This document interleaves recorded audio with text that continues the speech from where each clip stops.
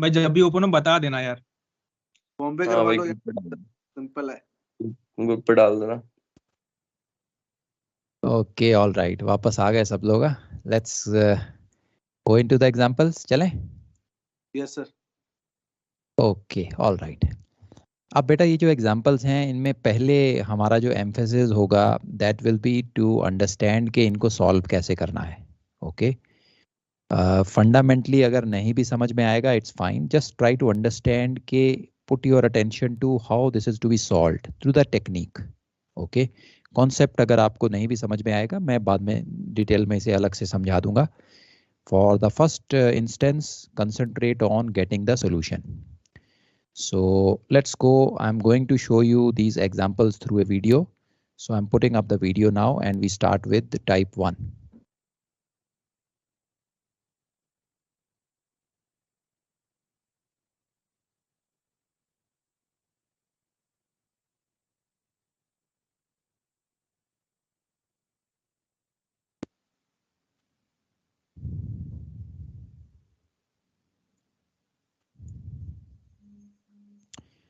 So this is the first type of question, beta. This is type 1 question. The first one shall be, we shall try and find out the stars which shall be within a certain hour angle of the observer's meridian at a given time. Now, on 15th June 1992, in position 20 degrees north, 075 degrees east, which all stars and planets of first and second magnitude will be within 15 degrees of observer's meridian at the end of civil twilight. So beta, is the audio video working fine?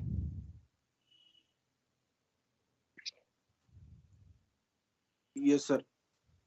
Okay, all right. ये पहला question है बेटा.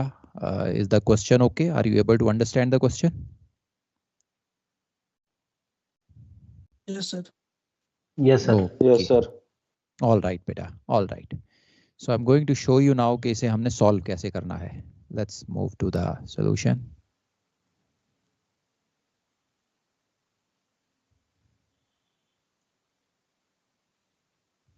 To begin with, please note that AM or PM is not stated in the question. It may be stated, may not be stated. But in this case, okay बेटा, अब इस question में बेटा इन्होंने हमें AM PM कुछ नहीं बताया है. Can you read the question and is there any hint which is given whether it is AM or PM? They have only PM. mentioned civil twilight. PM। The PM, sir. End of civil twilight. Very PM, good, PM. very good. Great beta, very good. So good, you have picked up that point. Whenever the ending times are given, it is always referring to PM. Very good. since it's end of the twilight that is in question, so the twilights end at different timings in the evening. So by default, it becomes a PM question. Had it been beginning of the twilight, then it would have become a AM question. So now we go to the daily page of the Nautical Almanac for 15th June. For 20 degrees north lat, we pick up the civil twilight time in the evening. And we all know this time shall be LMT. So the LMT of civil twilight in the evening would be 15th day, 19 hours, 05 minutes and 00 seconds. To this we shall apply LIT to get GMT. Longitude is east, so GMT is least. So therefore we subtract this LIT and we get GMT as 15th day, 14 hours, 5 minutes and 00 seconds. So ये पहला step है बेटा, हमने observation का GMT time निकाला है from the almanac. Have a good look, let me know any doubt up to here बेटा. Sir, because it is ending of civil twilight, we have taken sunset का civil twilight because जो उसमें almanac में दिया होता है वो ending time होता है. Correct, sir? That's correct बेटा, that is correct. Okay, sir. And this almanac में डेली पीरियड्स में भी जाना पड़ेगा ना सर, ये प्लैनेट्स भी ढूंढने के लिए? हाँ, we'll go to the daily pages also if required. ये भी तो daily page से लिया बेटा. हाँ जी सर, हाँ जी, वो SHA वाला टेबल के अलावा डेली यूज भी देखना। I'll show you planet example also, don't worry.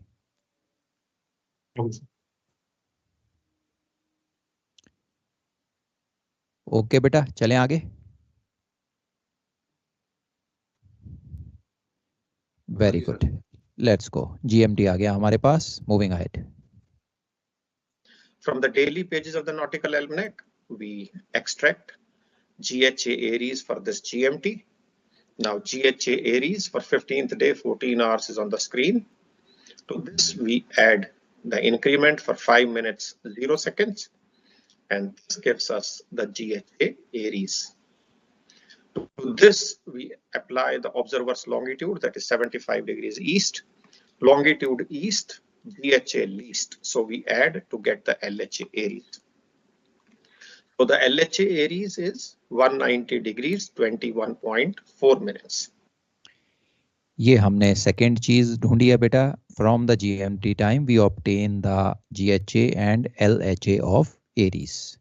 Up to here any doubt coming in? No, sir. Very good बेटा, No. Very good, moving Sir, ahead.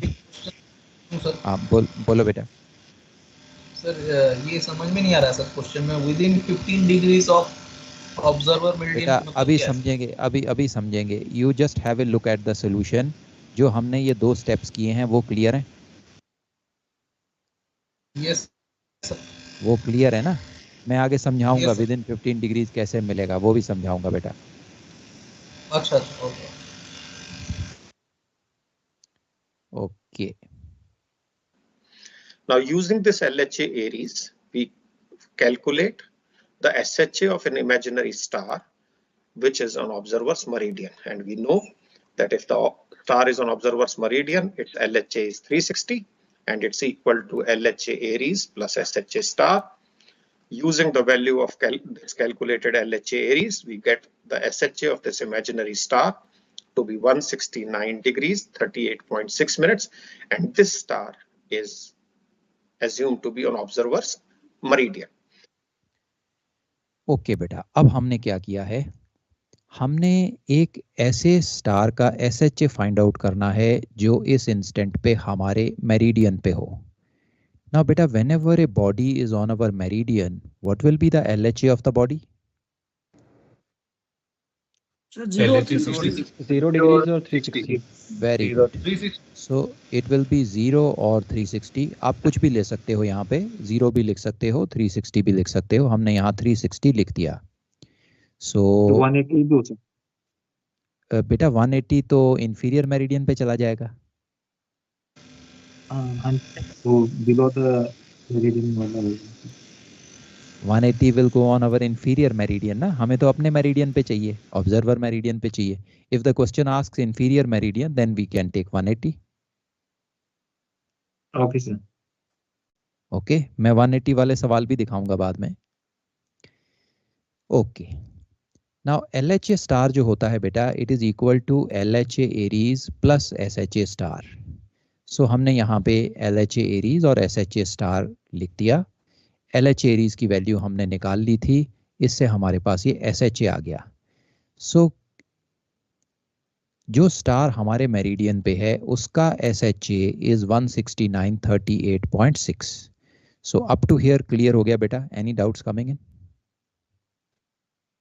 No sir, clear. Very good. So ये हमें निकालना है बेटा, ऐसे star का SHA जो हमारे मेरिडियन पे हो। So we have found out that stars SHA 169.38.6। अब आप इसे ऐसे भी बोल सकते हो कि जो ऑब्जर्वर का मेरिडियन है उसका भी SHA 169.38.6 है। जस्ट फॉर योर अंडरस्टैंडिंग, हमारा जो मेरिडियन है उसका SHA 169.38.6। So now moving ahead from here. Now we have to find all the stars which lie within 15 degrees of observer's meridian. That means 15 degrees of this SHA. So by subtracting 15 degrees from here and adding 15 degrees to this, we find out the applicable SHA range. SHA range within 15 degrees of observer's meridian would be 154 degrees 38.6 minutes to 184 degrees 38.6 minutes. That means all the stars and planets with this within this SHA range shall be within 15 degrees of observer's meridian. Okay बेटा, सो हमारा जो meridian था वहाँ पे SHA था 169 38.6. हमने इसमें 15 degrees plus किए एंड 15 डिग्रीज माइनस किए क्योंकि हमें विद इन 15 डिग्रीज मेरिडियन वाले स्टार चाहिए. हमारे पास एक रेंज आ गई 154 38.6 टू 184 38.6. अप टू हियर समझ गए बेटा? Any doubts? Yes sir, clear हो गया सर. Okay okay great. अब काम बहुत सिंपल है बेटा. हमें स्टार टेबल में जाना है पेज 268 में और इस SHA रेंज के बीच वाले स्टार्स को पिकअप करना है. So I will show you here now. If you have the almanacs, just open up this table बेटा. पेज 268 वाला पे टेबल खोल लो and look for this range 154 to 184. I'll be showing you this on the screen. Page 271 आएगा. Yeah, I think it will be 271 only. Just look for this SHA range. Yes, yes, sir. Page 271, sir. Okay. So first one is Now we Spica. go to the daily 1.2. pages. Sorry, we go to the table for stars.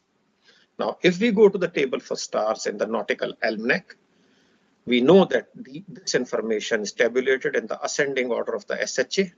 We identify this range that we have calculated, and we see that this is the range which is in question here.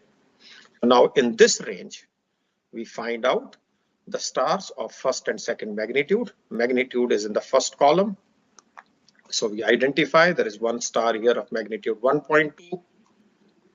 Then there are two stars out here, one of 1.7 magnitude, another of 1.5. Then two more here, 1.6 and 1.1 magnitude respectively. In this range, we find these are the only 5 stars which belong to first and second magnitude. So these are the 5 stars. Now these are the Latin names of these stars. On the opposite page, we can have their English names. Their SHA can be picked up from here for the month of June, and so is their declination. And we can tabulate these stars then.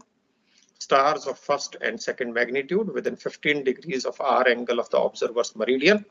And these stars with English names are then Spica, Elliot, Mimosa, Decrux, and Acrux, together with their SHAs and declination.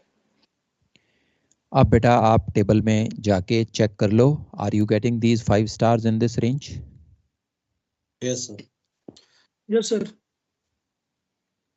Very good बेटा, great. Sir star number जो उसके साथ में दे रखा है, जैसे इसमें तो वो है ना सर, जैसे 40 मेरे को दिख रहा है यहाँ से स्क्रीन पे, 40 और 39. हाँ दैट्स राइट बेटा. स्टार नंबर आप चाहो तो आंसर में आप छोड़ सकते हो, नॉट रिक्वायर्ड. बाकी चीजें लिखनी है बेटा. Magnitude, name, SHA, declination mandatory है. Star name you can leave, not required. Okay sir. Sorry, star number you can leave, star number is not required. हाँ जी, हाँ जी, ठीक है sir.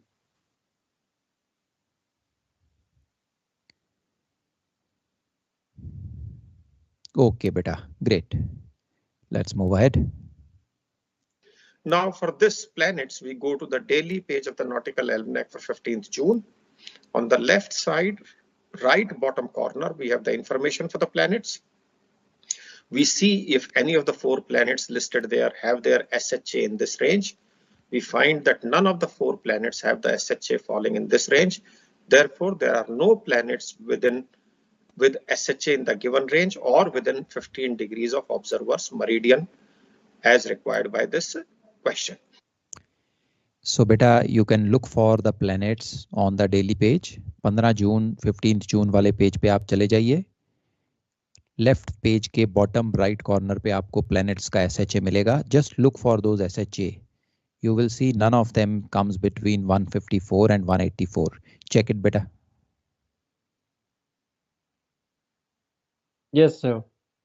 275, 331, 200, 339. Sir, if Very good, planet is beta. there, then we have to write the planet and SHA value and declination value also, sir, in table. Yes बेटा, that's right. अगर कोई planet होता तो हम टेबल में ये चीजें उसके लिए भी लिखते. Then we have to do this declination and decorrection on the one planet. Then we have to write No, the you can pick up बेटा. जो डेट है ना हमारी 15 जून की जो डेट है, whatever time is coming, हमारा GMT आ रहा है 15th 14:05. You can take it for 14 hours. Okay, sir. No need for putting minutes. 14 hours की declination लिख सकते हो आप. Okay, sir. Okay sir.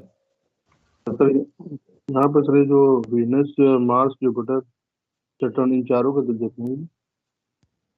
हाँ, चारों को देखना है बेटा, चारों को चेक करना है. अगर सर हमारा रेंज इसके अंदर टैली करा तो फिर उसको मेंशन करेंगे, अदरवाइज.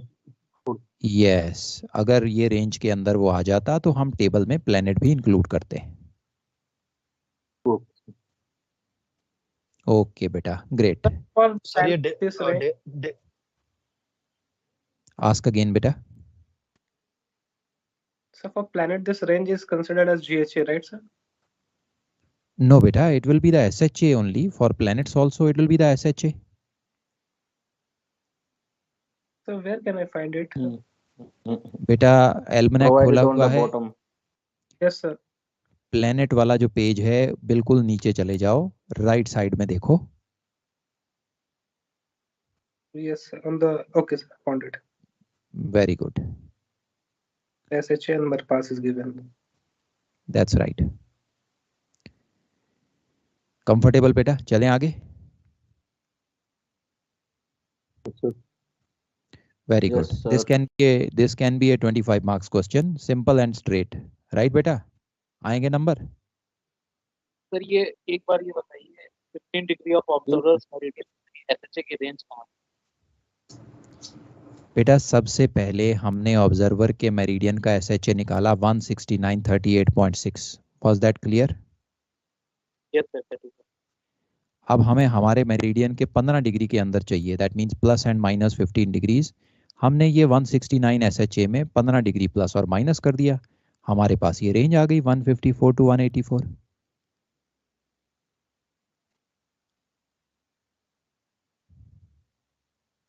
समझ गया बेटा? क्लियर है? हाँ yes sir. Very good. Moving ahead now. So we have only these 5 stars and no planet. I hope this question is well understood.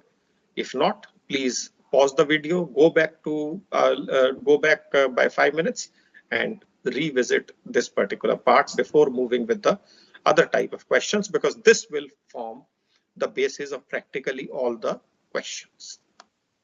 We just learned to make a list of stars and planets which meet the requirement of given magnitude and which also lie within the given range of observer's meridian. Now, all these stars that we identified may be visible to the observer, may not be visible, may be suitable for taking sites, may not be suitable. So now next we'll try and assess their visibility criteria and also their suitability for taking sites. On 15th June 1992, in position 20 degrees north, 75 degrees east, which all stars and planets of first and second magnitude within 15 degrees of observer's meridian at the end of civil twilight will be visible to the observer and suitable for taking sight. सो अब आप देखो बेटा, question में ना add on हो गई हैं चीज़ें. Basic question is the same. Now जो 5 स्टार की लिस्ट हमने निकाली है, हमें ये पता करना है उनमें से कौन से स्टार हमें विजिबल हैं एंड कौन से स्टार सूटेबल फॉर साइट हैं. So we are going to see now how to find out the stars. Question clear बेटा? Yes sir. Very good. Sir ये टाइप 2 है राइट ये question? That's right beta, that's right. This will be type 2 and type 3. Okay sir. For X meridian observation, we need to get angle P. So for which we need sorry, just a minute. Skip हो गया video.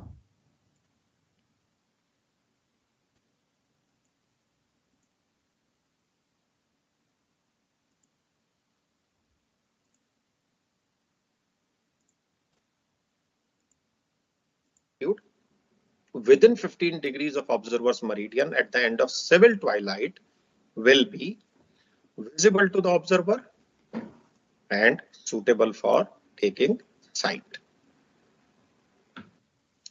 I'm sure you'll agree with me that first step shall be to make a comprehensive list of all stars and planets which meet the given requirement of magnitude and hour angle. Now, to assess visibility, we know that the body must be above the observer's rational horizon.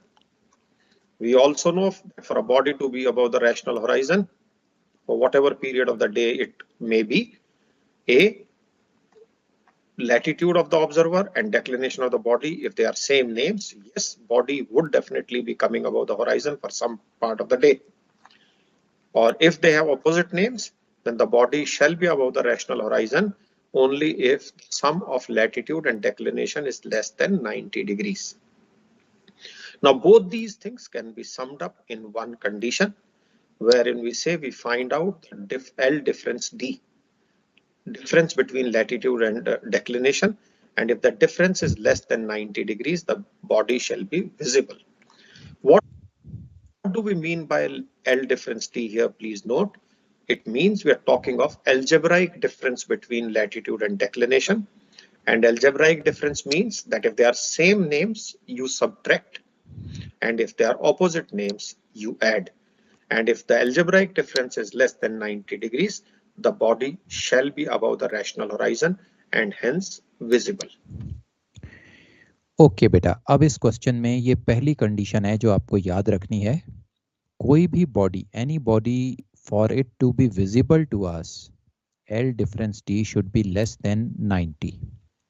Even if you don't understand it conceptually, it's all right. When I take you to the rational horizon diagram questions, मैं वहाँ आपको ये समझाऊंगा कि ये condition derive कैसे होती है. For now, just remember the condition. L difference D less than 90, the body is going to be visible. What is the meaning of L difference D?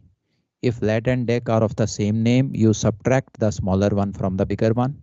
If they are of opposite name, you add them. जैसे हम D lat निकालते हैं, exactly same thing is to be done. So, any doubts up to here?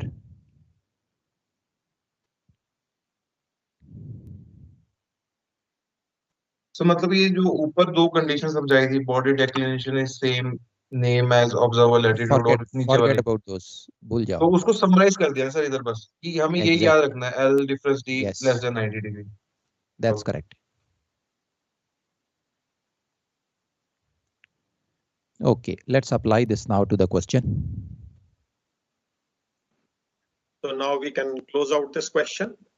First, we have the comprehensive list of all stars and planets meeting the magnitude and hour angle requirement, which I'm sure all of us would agree is the same as the result of question number 1. So we pick up the result of stars from earlier working, and now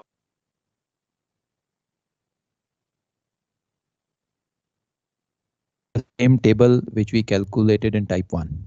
It is the same question. these are the 5 stars which meet the requirement of magnitude and the hour angle as far as this question is concerned. Now, to assess visibility, we have just learned we have to get L difference D. So we insert one more column here for observer's latitude, and observer's latitude is 20 degrees north. Now we have to find L difference D. Before we show it up, just to reiterate, L difference D means algebraic difference. Same names, subtract, opposite names, add. And now we have L difference D showing up here. Opposite names, add, same names, subtract, and we have L difference D for all the 5 stars in this column.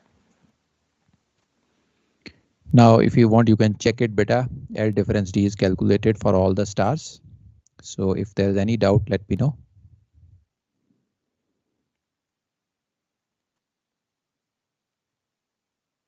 The L difference sir. D for same name can be more. Ask again one by one. So this L difference D for the same name, it will not be more than 90, no sir? Yeah, certainly, beta. Okay, sir. Latitude in the question is given 20 degree north. That's why I've written over there latitude column. Yes, in. that's right, beta. It is the observer's latitude. Okay, sir. Okay, great. Now, for the star to be visible, this L difference D shall be less than 90 degrees. And we see that for all the 5 stars, for all the 5 cases here, L difference D is less than 90. Therefore, all these 5 stars shall be visible to the observer. So clear, beta. Up to here, clear? Yes, sir. Okay, all right. Sir ये visible वाला थोड़ा समझाइए ना sir, ये समझ में नहीं आया लास्ट। बेटा इसमें आपको ये समझ में नहीं आया कि निकालना कैसे है, या ये समझ में नहीं आया कि ऐसा होता क्यों है? नहीं मतलब विजिबल और नॉट विजिबल कैसे हो रहा है सर, वो समझ में नहीं आ रहा। ओके, आपको पता चल गया कि कैलकुलेट कैसे करना है, पर फंडामेंटल नहीं समझ में आ रहा कि ये विजिबल कैसे हो गया स्टार अगर L difference D less than 90, correct?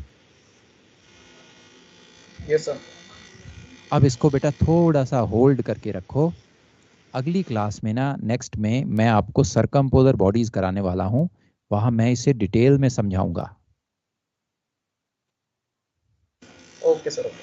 Okay, मैं डिटेल में आपको बताऊंगा कि ये कैसे होता है, L difference D less than 90 पे विजिबिलिटी कैसे आ जाती है, मैं इसको डिटेल में समझाऊंगा। अभी के लिए आप इसे रट्टा मार के अप्लाई कर लो, next lecture you will understand. Sir अभी के लिए सर मतलब एल डिफरेंस डी जो भी less than 90 all are visible, correct sir? ऐसा ही that's correct, that is correct बेटा। सर एक डाउट था। बोलो सर बेटा। एक डाउट था। बोलो सर इसमें लिखा था सर कि body definition same as observe at, वो लिखा है राइट, लिखा था बेटा। सर। तो सर डेफिनेशन नॉर्थ है अभी जैसे, हाँ तो बॉडी का लैटिट्यूड नॉर्थ दे रखा है राइट, ठीक है सर। तो खाली सर एक नहीं होना चाहिए जो सेकंड वाला स्टार है एलियोट, सेम नहीं एज? बेटा, नो नो नो नो, दो कंडीशंस थी ना, तुमने सिर्फ ऊपर वाली ही पढ़ी, नीचे वाली एक और भी थी, तुम दोनों को हाँ भूल सर। जाओ, तुम सिर्फ एक चीज याद रखो, L difference D less than 90, remember this only, it will take care. Okay sir. So जो ये था कि बोथ कंडीशंस शुड मीट, ऐसा नहीं होना चाहिए कि both conditions should meet? No no no, दोनों में से कोई भी अगर मीट होगी तो बॉडी विजिबल हो जाएगी। उन दोनों का जो रिजल्ट है, जो समरी है, वो यही है that L difference D should be less than 90 for body to be visible. Okay sir, okay, खाली ये याद रखना है, L difference D should be less than 90। Yes, just remember this. Okay sir, thank you sir. एक minute के लिए हाँ, पिछली सर, वाली अभी- स्लाइड दिखाएंगे सर, जो लिखा था। ओके, मैं पिछले वाली दिखा दूंगा बेटा, बट अभी let me complete this then I will show you. Okay okay हाँ सर, ये जो विजिबल का आप बाद में एक्सप्लेन करेंगे सूटेबल फॉर साइट बेटा, सर यहाँ। अभी हाँ कर रहे हैं, हाँ सर, अभी इसमें विजिबल अभी कर रहे नॉन हैं, अभी विजिबल कर रहे हैं, we are doing that now.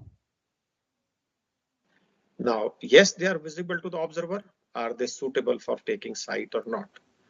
For a star to be suitable for sight, obviously it has to be above the horizon and visible, otherwise sight cannot be taken.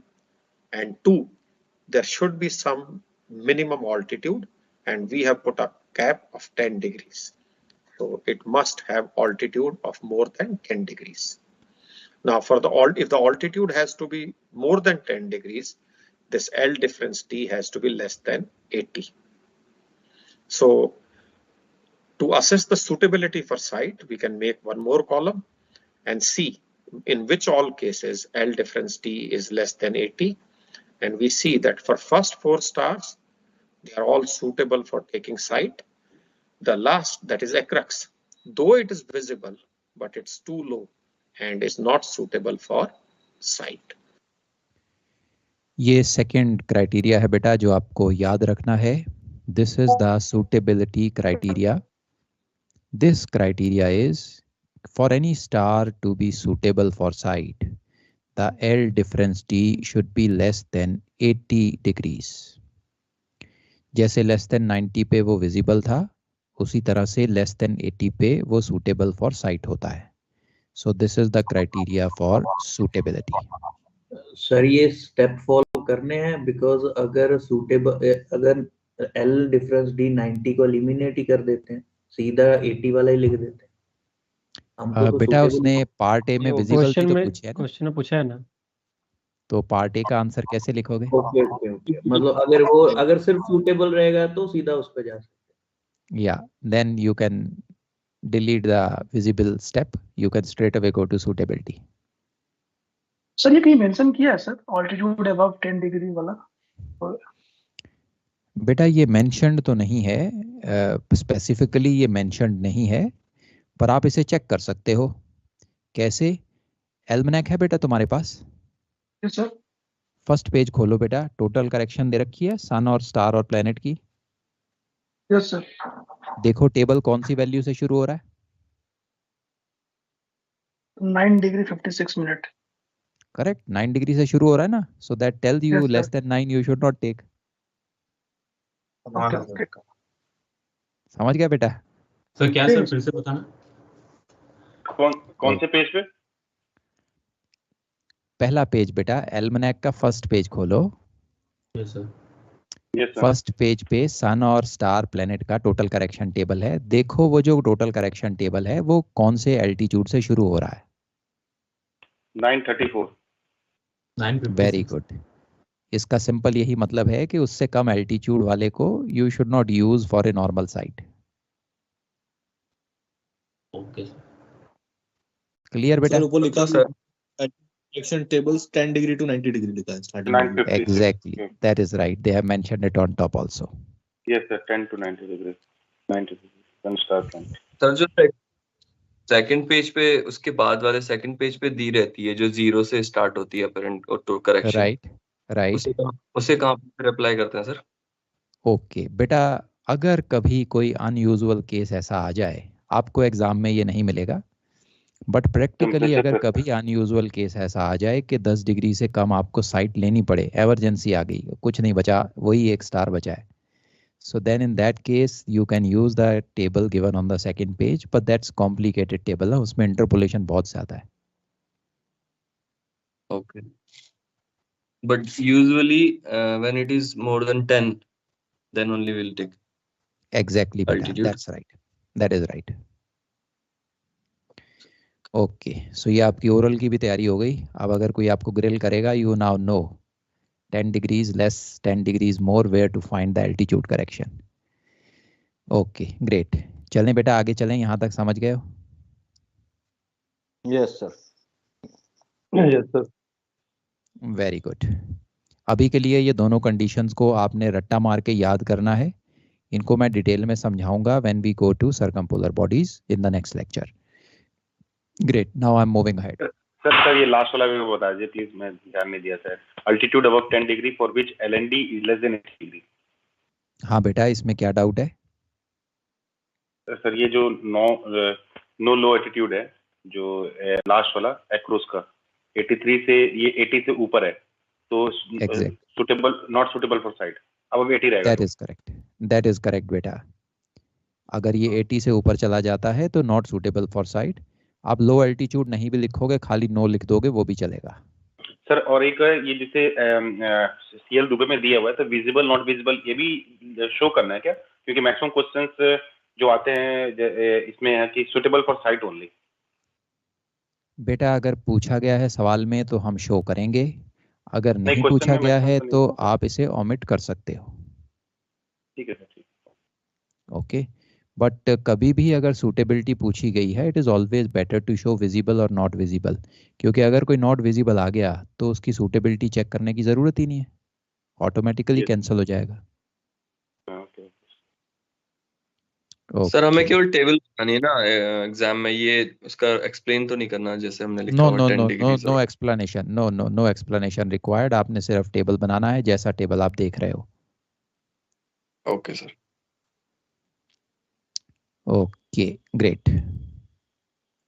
So I hope you will remember this requirement to assess the suitability for taking site and also the conditions required for a star or celestial body to be visible to an observer. Another type of question that is asked in the exam is to figure out or find the stars and planets which are suitable for X meridian observations. On 15th June 1992, in position 20 degrees north, 75 degrees east, which all stars and planets of first and second magnitude within 15 degrees of observer's meridian at the end of civil twilight will be suitable for X meridian observation. Now beta, this is type 3. This is the most complicated type. So इसमें हमें X meridian की suitability check करनी है. बेटा X meridian tables याद हैं? Table 1 and 4 sir. Yes, very good. Table 1 and table 4 वहां से हमें लिमिट मिलती थी, so वो हमें अब यहाँ पे यूज करना है. So be careful, be attentive. ये क्वेश्चन, ये जो पार्ट है, टाइप है, ये थोड़ी कॉम्प्लिकेटेड है, so understand it slowly. I'm sure you can see that the first part of the question is same as has been solved earlier. It's only that now we have to figure out as to which of those stars shall be suitable for X meridian observation. We know every visible star or planet need not be suitable for X meridian observation. To check if a star is suitable for X meridian observation, we need to obtain R angle P, which is the difference in the SHA of the star or the SHA of the planet in question and the SHA of an imaginary star on the observer's meridian. We had already learned how to calculate the SHA of an imaginary star on observer's meridian by equating the LHA to 360. So P is the difference between the SHA of this imaginary star on observer's meridian and the SHA of the star or SHA of the planet in question. Then we obtain the time to Marpas, the body is yet to cross the meridian, or the time from Marpas or since Marpas if the body has already crossed the meridian. And how do we get this time? We get this time by dividing this R angle P by 15 degrees 02.5 minutes. This will come in hours. We multiply by 60 to get this time in minutes. What is this 15 degrees 02.5 minutes? It's the rate of change of R angle for stars and planets. What is this rate for sun? We know the rate of change of R angle for sun is 15 degrees per hour and it's 15 degrees 02.5 minutes for stars and planets. Then we use any of the nautical tables and from there we find X meridian limits applicable to this case, which will depend on the observer's latitude and the declination of the body. So we get the X meridian limits from nautical tables. If the time to Marpas or time from Marpas calculated above is within the X meridian limits obtained from the nautical tables, then the star is suitable for X meridian observation. Otherwise, it is not suitable for X meridian observations. Now बेटा ये सारे steps मैं आपको अभी calculation में one by one दिखाने वाला हूँ. So then you will understand how these steps are taken. So चलें बेटा देखें इन steps को. Sir, ये statement बीच में नहीं समझा. What is 15 degrees 2.5 and what is this rate for sun? Right बेटा. ये understand करने के लिए बेटा 15 degrees 2.5 is basically the rate at which stars change their R angle. Almanac है बेटा तुम्हारे पास? Almanac है? हाँ जी sir. Go to the last page of the increment table. Last page पे चले जाओ increment table के 59 minute and 60 seconds. हाँ जी sir. Just 15 look at degrees, the 2.5. rate which is given under Aries. 2.5. 15 degrees, 2.5 minutes. Exactly. And what is written under Sun and planets? 15 degrees. Exactly, beta. This is what we are talking about. Okay, sir. ठीक है sir, इसको तो mark कर लेते हैं exam के लिए कि अल्मनाक में. Yeah, it is there. Okay. So let us see these steps now one by one. One of the ex-meridian limit table is as shown here on the screen, wherein you can use them with declination of the body and the observer's latitude, different tables for same and contrary names. ये Burton table है बेटा, हम इसे use नहीं कर रहे हैं. We are using Norris, so we will keep on using Norris table 1 and 4. However, you are likely to have different methods of obtaining ex-meridian limits based on the nautical tables that you use. So please familiarize with the process of obtaining ex-meridian limits from the nautical tables that you use. Each nautical table may have slight difference in the process and also in the values, because these values are approximate values. So there will be also a slight variance in the values, which is insignificant. You can go by the values that you get from your tables. Now we are in a position to close out this question. On 15th June 1992, in position 20 degrees north, 75 degrees east, which all stars and planets of first and second magnitude within 15 degrees of observer's meridian at the end of civil twilight will be suitable for ex-meridian observation. I'm sure we'll agree that first part of making a comprehensive list of stars meeting the magnitude and hour angle requirement, we have already done. It's the same question as the earlier ones. So we'll bring forward the same list that we made in the earlier questions. We know these are the 5 stars which meet the requirements of magnitude and the hour angle. Of these, Acrux is not suitable because of its low altitude. Now we'll assess their suitability for ex-meridian observation. Of course, we'll not be doing so for Acrux because since it's not suitable for sight, so gauging its suitability for ex-meridian would not be of any value.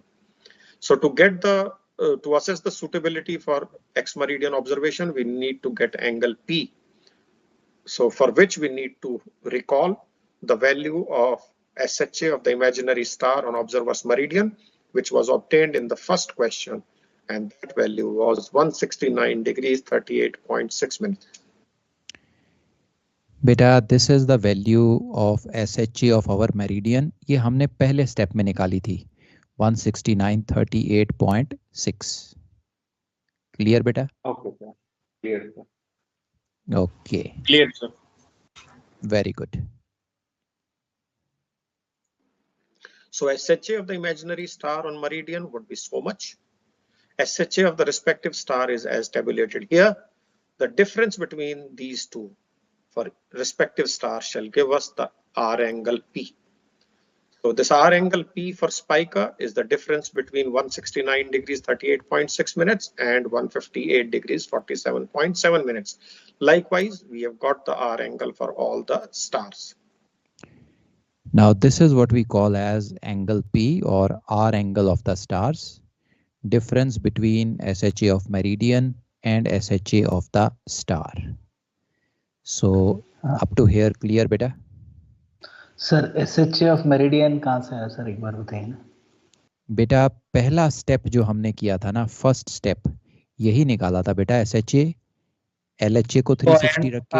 I understood, sir. Okay, sir. Okay, sir. Okay.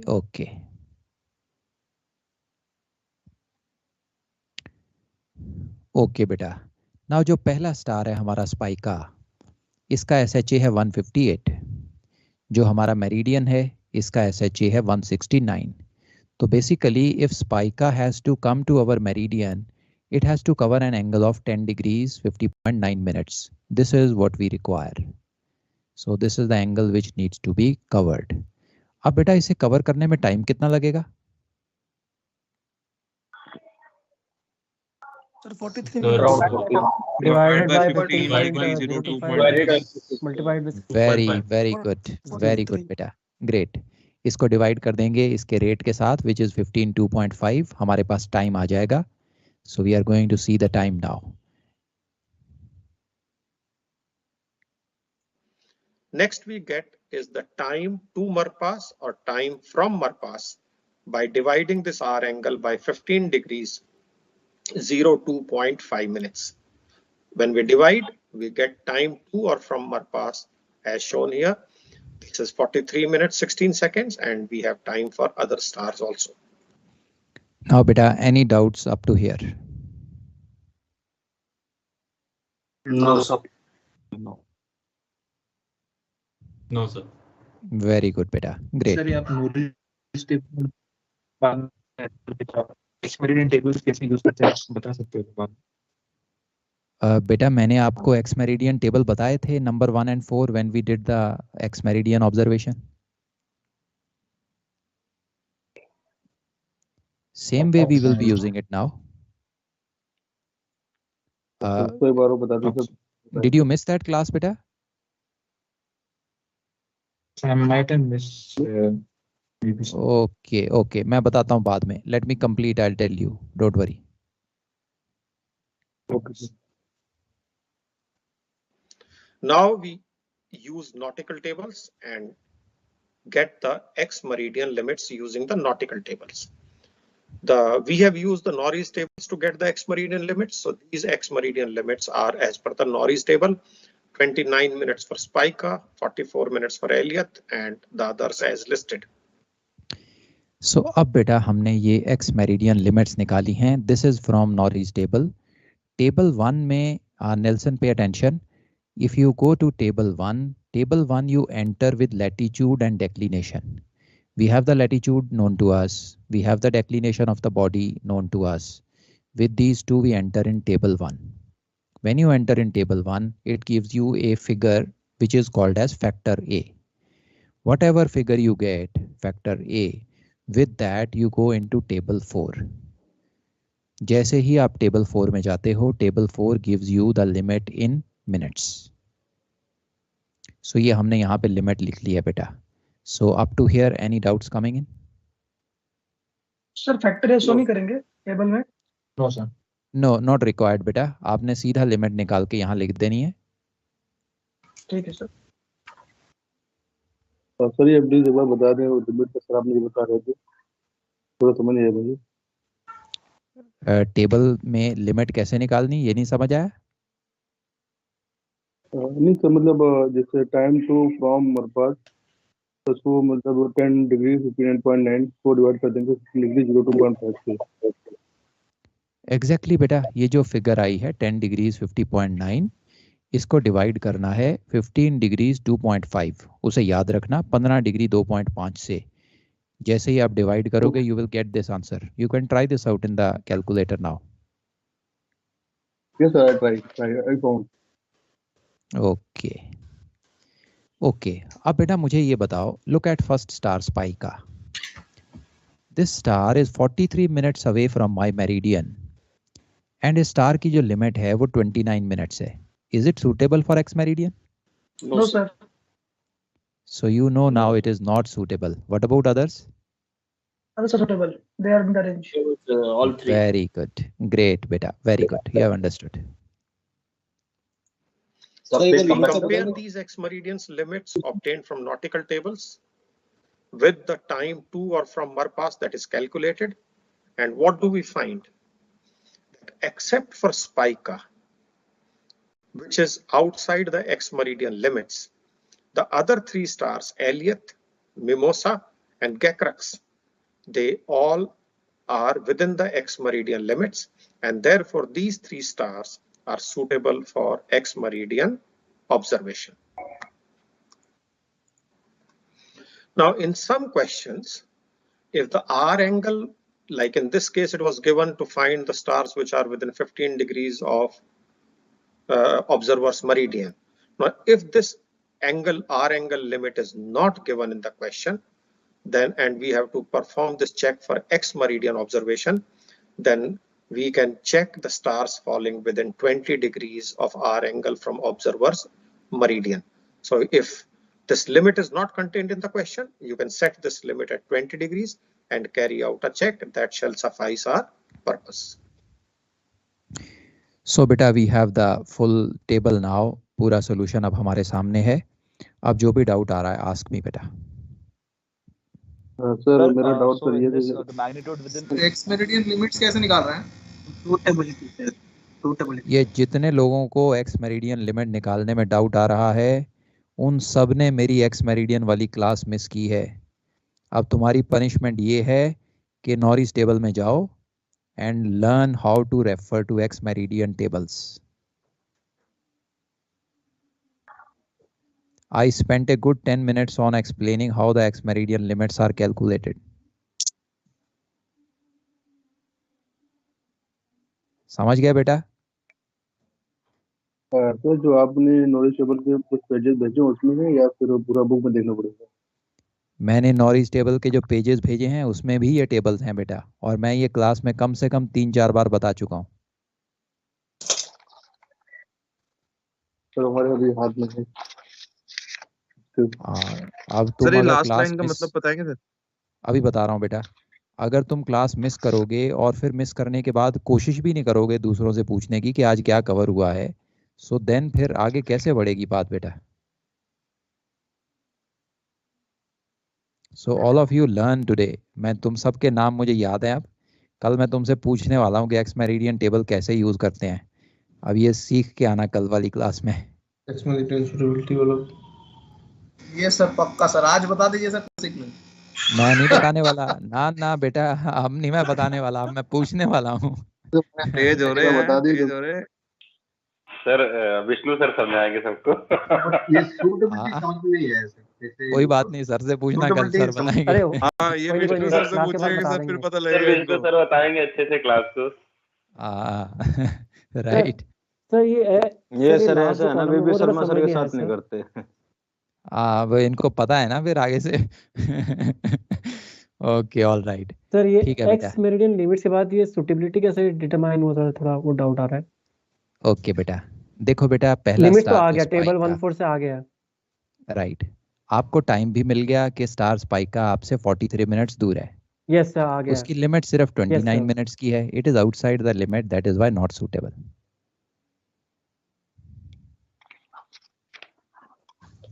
तो basically ये time to हमारे पास है 43 है, वो 29 से ज्यादा है, इसके वजह से वो नहीं है. अगर उससे कम होता है 29 से ये तो वो लिमिट हो कैसे जाता है. डिसाइड किया सर? हाँ ओके ये दोनों का डिफरेंस है. हाँ अगर टाइम डिफरेंस से कम होगा उससे एक्स मेरिडियन लिमिट से तो सब सुटेबल है, और उससे ज्यादा है तो सुटेबल नहीं है. बहुत बढ़िया दीपक, समझ गया बेटा. सर एक डाउट है, जब हम लोग एक्स मेरिडियन टेबल रेफर करेंगे तो हमें उसमें इंटरपोलेशन करना है कि नहीं करना, वो ध्यान नहीं आ रहा है सर, आपने बताया था. करना है बेटा, इंटरपोलेशन करना है. करना होता है. ठीक है सर. आप इससे 10 मिनट दूर हैं, लिमिट इसकी 60 मिनट है, एस है. आप इससे 5 मिनट दूर हैं, लिमिट इसकी 61 है, एस है. आप इससे 12 मिनट दूर हैं, लिमिट 44 है, एस है. आप इससे 43 मिनट दूर हैं, लिमिट इसकी 29 है. तो नहीं. ओके वेरी गुड बेटा, अभी टाइम समझ ज्यादा गए. लग रहा है. यस यस ठीक है ठीक है. सर आप छुट्टी ले लो सर, क्या आप समझा देंगे? हाँ बिल्कुल, अब ये समझा देंगे. अब बेटा जो लास्ट लाइन मैंने लिख रखी है ना, अगर यही सवाल में ये 15 डिग्री ना मेंशन्ड होता, इसमें तो इसने बता दिया कि विद इन 15 डिग्री वाले स्टार लेने हैं. अगर कभी ऐसा बाउंसर क्वेश्चन आ जाए कि वो उसमें आर एंगल ही मेंशन ना करे, तो आप डाउट में आ जाओगे कि मैं टेबल में कौन से स्टार को पिक करूं, कौन से को छोड़ूं. तो ऐसे केस में आप 20 डिग्रीज की वैल्यू को यूज कर सकते हो. जो भी आपके मेरिडियन का SHA आया उसमें 20 डिग्री प्लस और माइनस करके आप लिमिट निकाल लो. 20 डिग्री आर एंगल के बाहर कोई भी स्टार एक्स मेरिडियन के लिए सूटेबल नहीं हो सकता. Excuse me, sir. Sir, this is only in case of X meridian, not near the observation meridian. That's right. It is only for X meridian. Okay, sir. Okay, बेटा, great. अब ये समझ गया बेटा. हमने इनका मेंशन नहीं किया तो हम लोग कितने तक लेंगे स्टार्स? 20 डिग्रीज बेटा, 20 डिग्रीज. नहीं, अगर से आपने तो ये अगर एक्सपेरिमेंट किया, अपार्ट फ्रॉम एक्सपेरिमेंट अगर कुछ बोला नहीं है एंड सिर्फ मेंशन किया कि फर्स्ट एंड सेकंड मैग्नीट्यूड के स्टार्स निकालने हैं, बेटा तब कितने फिर तक निकालना है? उसमें तो बताना पड़ेगा, उसमें बिना बताए क्वेश्चन सॉल्व नहीं होगा। ठीक है sir.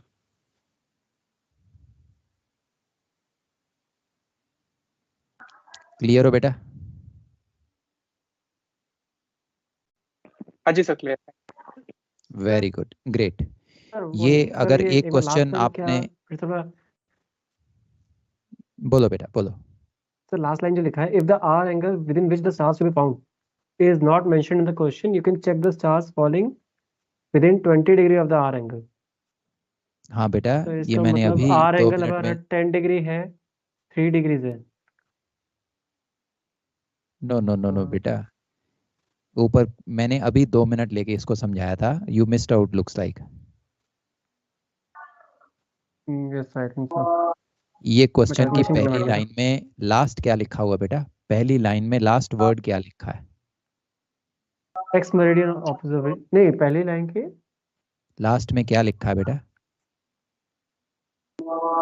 With in 15 degrees of the observer meridian. ये तो सर है, ये सर समझ में आया। अगर ये ना दिया गया हो, if this is not given in the question, तो आपने 20 डिग्री यूज कर लेना है, ये मतलब है इसका। Okay sir, okay sir. तो जैसे वो अभी किसी ने पूछा कि ये तो एक्स मेरिडियन के लिए है, और अगर नॉर्मल क्वेश्चन है एक्स मेरिडियन के नहीं, मतलब नॉर्मल क्वेश्चन है, तो उसमें उनको देना ही पड़ेगा। जैसे एक्स मेरिडियन नहीं, जैसे इससे पहले वाला जो क्वेश्चन था विजिबल और वो यस, निकालना था हमें, तो उनको उसमें देना ही देना ही पड़ेगा। उसमें पड़ेगा। हमको एज्यूम नहीं करना पड़ेगा, नो, अज्यूम नहीं कर सकते उसमें कि 20 अज्यूम कर डिग्री नहीं की। सकते। ओके सिर्फ सर, एक्स मेरिडियन में ये understood, limit thank you. Applicable है, बाकियों में देनी पड़ेगी। Okay sir, understood, thank you sir. Okay बेटा, ग्रेट। सो अब बेटा मैं आगे चल रहा हूँ, नेक्स्ट उस पे चल रहे हैं। So let's move ahead.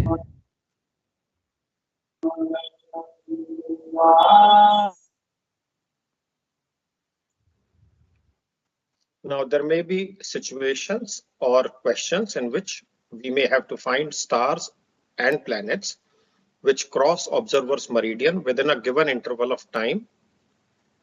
For example, this one, in position 40 degrees 10 minutes north, 121 degrees 15 minutes east, find the stars and planets of second magnitude and brighter crossing observer's meridian between 1800 hours to 1900 hours ship's time, zone time minus 0800 hours on 21st September 1992.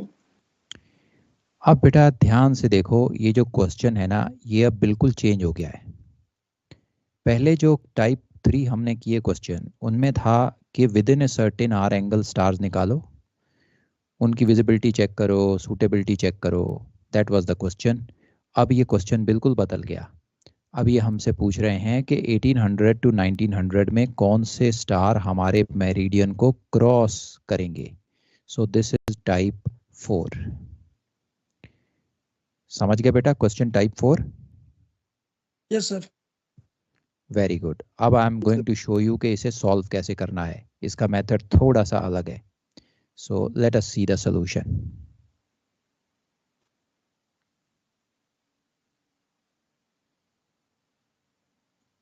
Okay, let's go. Crossing the observer's meridian between 1800 hours to 1900 hours ship mean time, zone time -8 on 21st September 1992. So we first find out the GMT at the commencement of the required interval and GMT at the end of the required interval.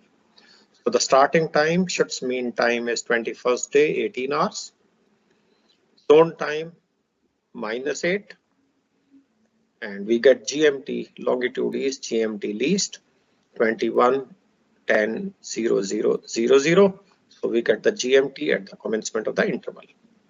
Likewise, we calculate the GMT at the end of the interval 21 19 0 0, zone time -8, and we get GMT as 21 day 11 hours 0 0 minutes 0 0 seconds.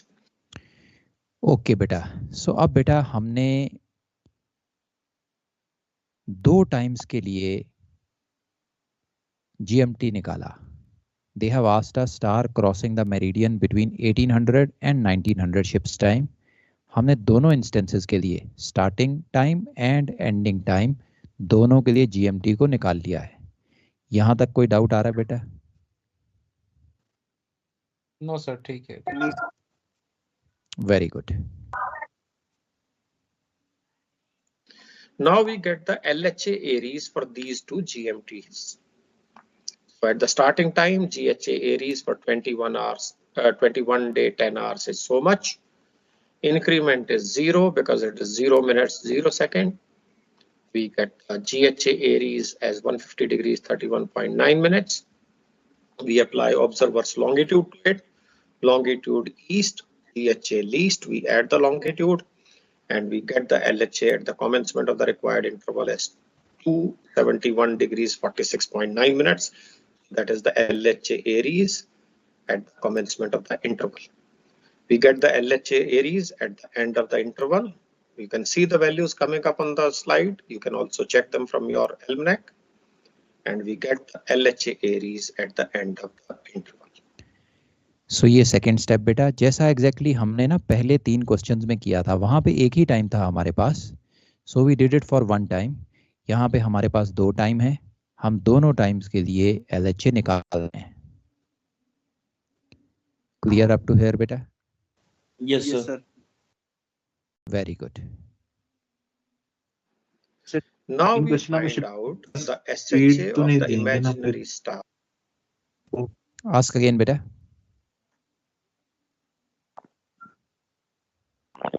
Ask again beta, what's your doubt? Okay, hold on now, don't ask, I'll tell you later. On the observer's meridian at the starting of the interval and at the time of the ending of the interval. So for imaginary star on the observer's meridian at the commencement of the interval, LHA star, which is equal to 360 degrees, will be equal to LHA Aries of 271 degrees 46.9 minutes plus SHA star, which gives us the value of SHA star to be 088 degrees 13.1 minutes at the commencement of the required interval. Exactly the same way, we can get the SHA of the imaginary star on the observer's meridian at the end of the interval. And we get this value to be 73 degrees 10.6 minutes. सो बेटा exactly जैसे हमने अपने meridian पे SHA निकाला था एक particular star का, पहले 3 टाइप्स में हमारे पास सिर्फ एक ही टाइम था, we found it for 1 time. यहाँ पे हमारे पास 2 टाइम्स हैं, स्टार्टिंग और एंडिंग, हमने दोनों के लिए SHA निकाल लिया है। So SHA 088 will be on our meridian at 1800 hours. SHA 073 star will be on our meridian at 1900 hours. Exactly the thing done in step 1 of type 1 to 3. So up to here clear बेटा? Basically ये अपनी limit आ गई sir. Exactly बेटा। अब पहले 3 type में हमने plus और माइनस करके लिमिट निकाली थी, यहाँ पे डायरेक्टली लिमिट आ गई है। 073 to 088 is our limit. Sir type 1 का फर्स्ट पार्ट 2 बार करना है बेसिकली। एग्जैक्टली बेटा, दैट्स राइट। और ये आपको डायरेक्टली लिमिट दे देगा, इसमें कुछ भी प्लस माइनस नहीं करना है, you get the limit directly. Basically पहले वाले में 15 डिग्री प्लस माइनस कर रहे थे, वही काम इसने टाइम्स दे करके कर दिया है। बिल्कुल सही बेटा, दैट्स करेक्ट। क्लियर बेटा? अब आगे बिल्कुल सिंपल है, इस रेंज के बीच वाले स्टार्स निकालने हैं, very very simple. So this is also first and second magnitude. यहाँ पे उन्होंने बेटा बोला है second magnitude and brighter, so it comes to same first and second magnitude. Okay, sir. Thanks. Okay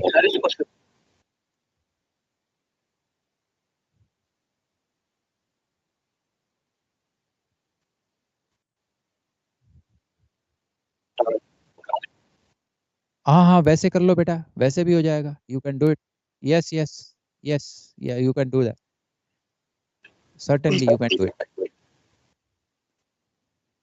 okay sir less than 2 से सारा आ जाएगा ना सर, नेगेटिव वाला भी आएगा ना इसमें? यस बेटा, नेगेटिव वाला भी आएगा। Okay sir. It will be 2.0 और कोई भी 2.0 से कम वाली वैल्यू हो, नेगेटिव वाली भी हो, सारे स्टार्स आएंगे। Okay, sir. SHA of the imaginary star on the observer's meridian at the commencement of the interval and at the end of the interval.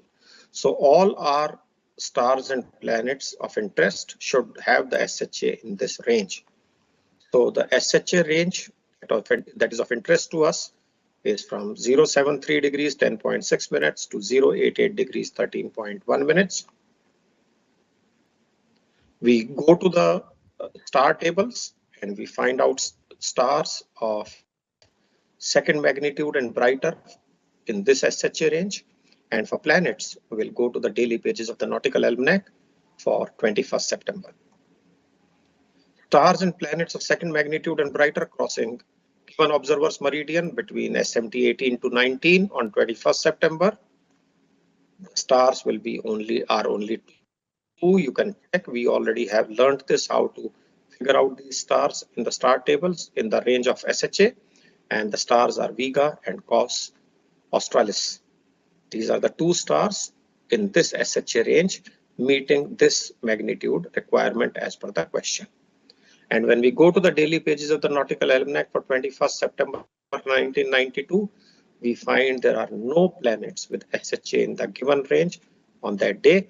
Therefore, we do not have any planet which is going to cross the observer's meridian in this window. On the other hand, we have two stars of magnitudes of second magnitude and brighter, which shall cross this meridian of the observer between 1800 hours to 1900 hours. Sir अगर यहाँ सिर्फ second magnitude होता sir, मतलब brighter नहीं डाला जैसे, only land brighter डाला जैसे इधर, तब भी ये दोनों ही होते ना? बेटा अगर वो सिर्फ सेकंड मैग्नीट्यूड पूछता तो फिर कॉस ऑस्ट्रालिस ही आता। वेगा इज फर्स्ट मैग्नीट्यूड बेटा। ओके यस ठीक है सर। वैसे ऐसा सवाल वो कभी पूछेगा नहीं, either he will ask you first और he will ask you first and second. Sir हमें ये लाइन लिखनी है ना, जब ये प्लैनेट्स नहीं तो there are no planets. Yes you have to write. Okay sir. Sir मेरे एल्मनाक में ऑन 21st ऑफ सितंबर सर ये जुपिटर शो कर रहा है within the SHA range. Okay Jupiter show कर रहा है बेटा। जुपिटर का मैग्नीट्यूड देखो कितना है। नो सर जुपिटर तो 183 है। सर ये 2008 मेरी कौन सी एल्मनाक है? 2008 है सर। नहीं बेटा ये this is 92, this is basis 92 almanac. Okay sir. Okay, MMD papers will be basis 92 almanac बेटा। Yes sir. सर इसमें सन इंक्लूड नहीं हो जाएगा? बेटा वो प्लैनेट्स और उसमें नहीं आता है ना। स्टार आ गया ना, वो तो सर स्टार भी हो गया। स्टार हो गया हाँ। भाई सन दिखाई देगा तो बाकी कुछ दिखाई नहीं देना तेरे को। सन दिखेगा तो है। सर एक बार थोड़ा एक मिनट बता दीजिए ना सर प्लीज, वो समझ में नहीं आ रहा बिल्कुल। ना बेटा वो तो अब तुम ढूंढोगे और कल मैं तुम्ही से पूछने वाला हूँ सबसे पहले। सर वो तो ठीक है, क्लास के बाद डिस्कस करते हैं, क्लास के बाद एक बार तो बताइए सर प्लीज। अब तो अपने दोस्त को ढूंढ लो बेटा यहाँ पे, उससे समझो और कल मुझे बताओ। ठीक है सर। ब्राइटर को बता दो सर प्लीज, ये ब्राइटर से वीगा कैसे आया था? 0.1 और 2.0 था मैग्नीट्यूड, तो आपने भी बोला कि अगर ब्राइटर नहीं होता तो खाली कॉस ऑस्ट्रेलिस होता। बेटा अगर वो सिर्फ सेकंड मैग्नीट्यूड पूछता तो सेकंड मैग्नीट्यूड तो 1.1 से 2.0 होता है ना। 1.0 से कम तो फर्स्ट मैग्नीट्यूड में आता है। आया था सर। तो अगर वो सिर्फ सेकंड मैग्नीट्यूड पूछता then we could only write Kaus Australis. Okay sir ठीक है। ब्राइटर पूछा तो 1 से कम वाला ब्राइटर करके हमने इसलिए वेगा ले लिया। That's right. Thank you.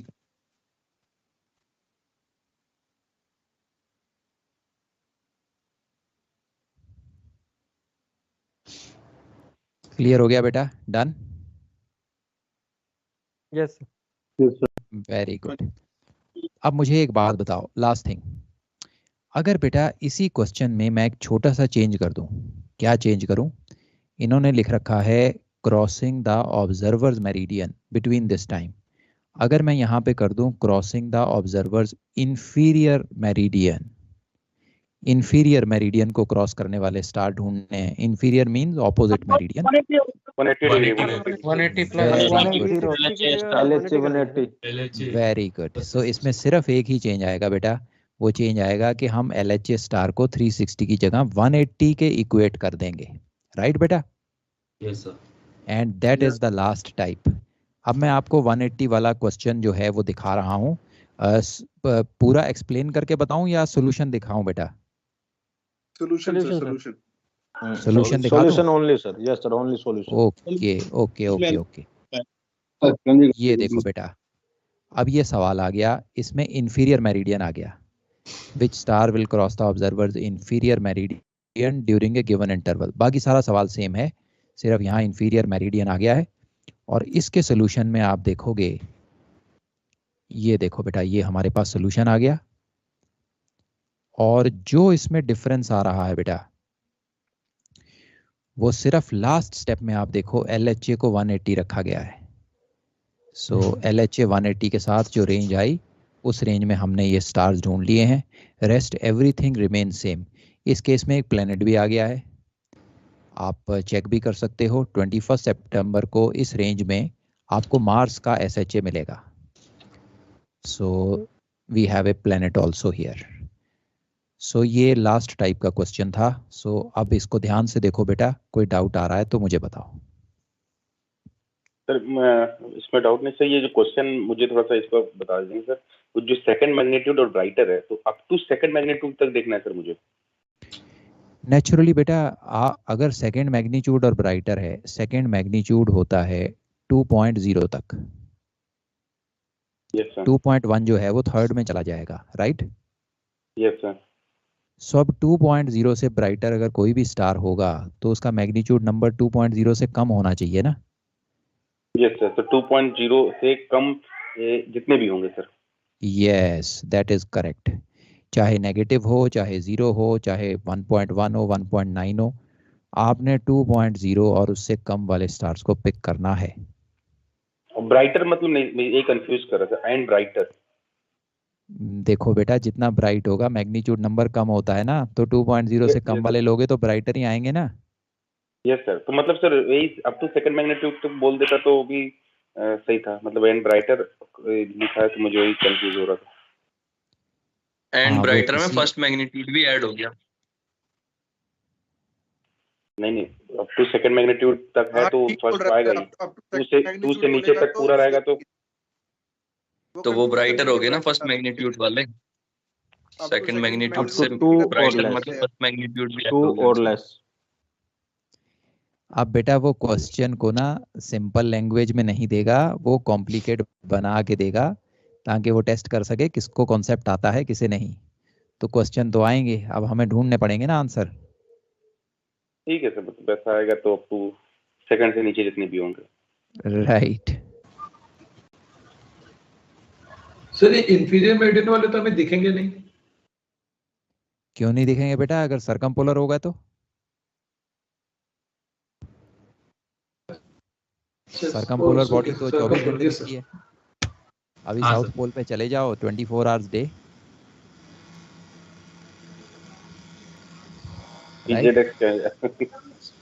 Sir south of the observer circumpolar ना, तभी इंफीरियर पे दिखेगा ना सर। दैट इज राइट बेटा। इंफीरियर पे आपको वही दिखाई देगा जो सर्कमपोलर होगा। और सर्कमपोलर की ना मैं कंडीशन नेक्स्ट क्लास में आपको करवाने वाला हूँ। अभी बता देता हूँ सिंपली कि कंडीशन क्या होती हैं। सर्कमपोलर की कंडीशन होती हैं बेटा, ये लास्ट वाला पॉइंट देखो,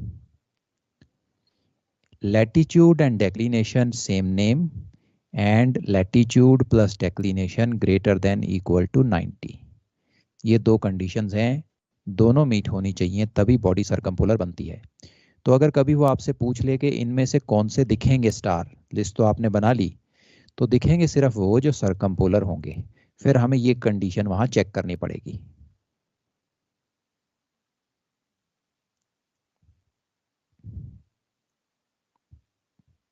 समझ गए बेटा? कंडीशन टेबल दिखाएंगे। यस। हाँ, मैं टेबल अभी दिखाता हूँ आपको। ये कंडीशन में जो कंडीशन थी So last time जो visibility condition थी वो थी sir L difference T less than 90 degrees. वो But हमारे अगर मेरिडियन की थी। inferior वो normal इंफीरियर question आएगा तो इनके yes for inferior meridian sir ये condition है. यस दैट्स राइट बेटा, दैट्स राइट।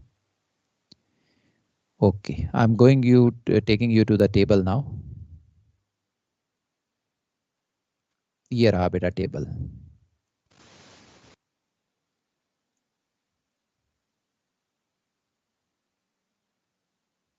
तो सर इसमें से तो सिर्फ L है ना?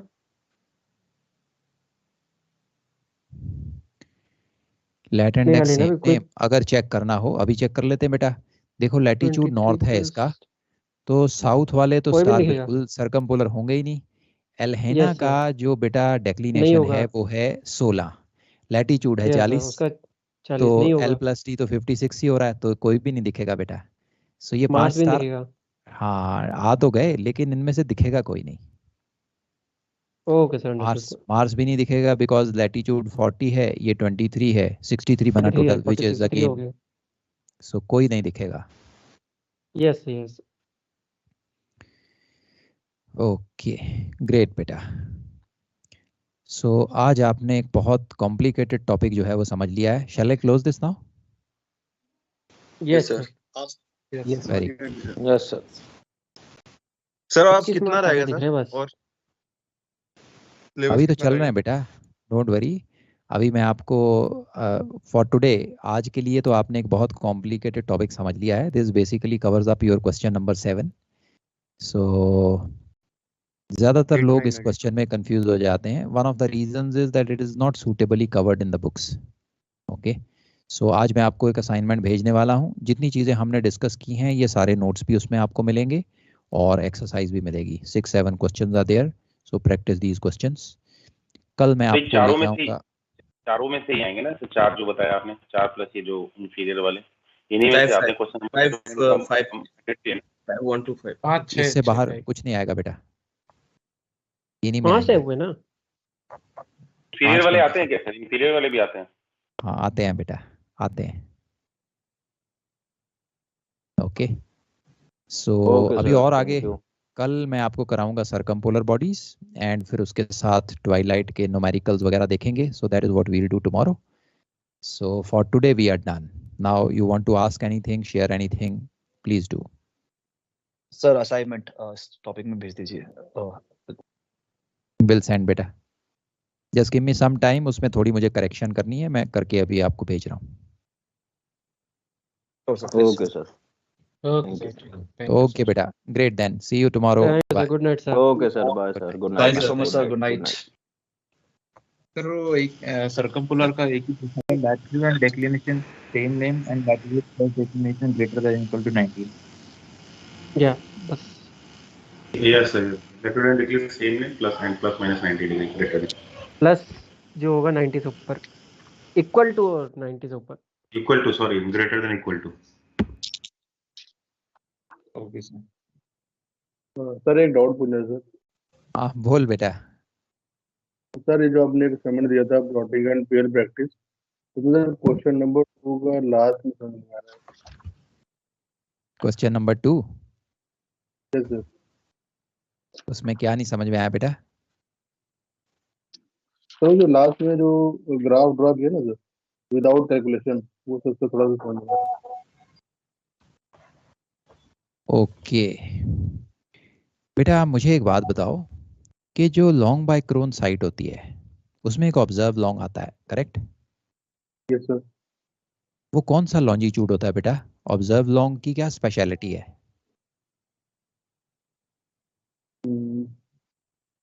क्या होता है ऑब्जर्व लॉन्ग पे, क्या होता है?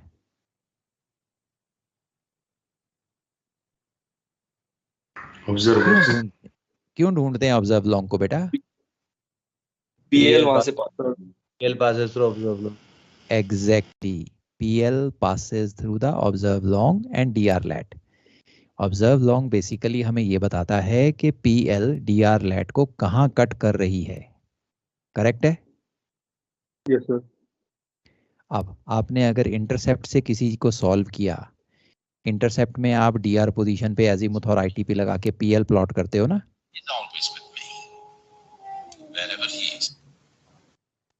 करेक्ट बेटा, करते हो मकबूल?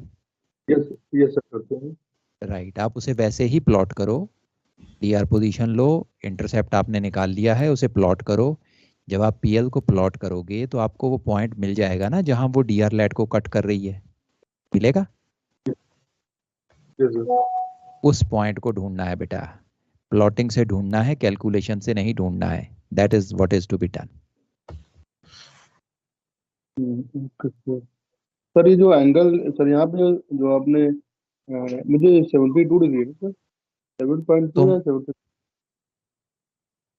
जो एंगल है बेटा, एंगल सर वो एंगल एजीमुथ से आएगा बेटा। जो भी एजीमुथ होगा आप एजीमुथ को यहाँ डाल दो, एंगल पता चल जाएगा। Okay sir, okay okay sir, okay try. Okay, अब ध्यान से उसे देखना and try to do it. Okay sir. Okay sir X meridian में जो ऑब्जर्व लाइट मिलता है उस पे फिक्स कर सकते हैं कि that is just an observe light? बेटा वो ऑब्जर्व लाइट जो है वो फिक्स लाइट नहीं होता है। अगेन अब तुमने एक्स मेरिडियन की क्लास मिस की है, मैंने डिटेल में बताया था, मैंने डायग्राम भी बना के दिखाई थी। Observe light is basically the latitude where position line cuts the DR longitude. Okay sir. Okay, observed light is not the fixed light in X meridian. It is only giving you a reference position from where the PL passes. So जब हम 2 PL करेंगे तो उसके लिए भी एक azimuth निकाल के PL निकालना पड़ेगा, then from that observe light and that is right. You'll have to plot the azimuth and PL will be perpendicular to it. Okay sir. And this X meridian में जब हम P का value निकालते हैं वो long bye क्रॉम वाले फॉर्मूले से नहीं निकाल सकते ना सर, वो सिर्फ वो no, that P is X meridian में जो P निकालोगे आप, that will be directly from LHA. आपने GHA निकाला, LHA निकाला, LHA से P आ जाएगा डायरेक्टली। लॉन्ग बाय क्रॉम से निकालेंगे तो गलत हो जाएगा। No, you don't do it long by cron. No, not required. Okay sir, okay, understood. Okay, all right. ठीक है बेटा, bye bye. Okay sir. Good night. Bye sir, thank you. Sir, good night. Bye bye. Good night, Thanks. sir. Good night.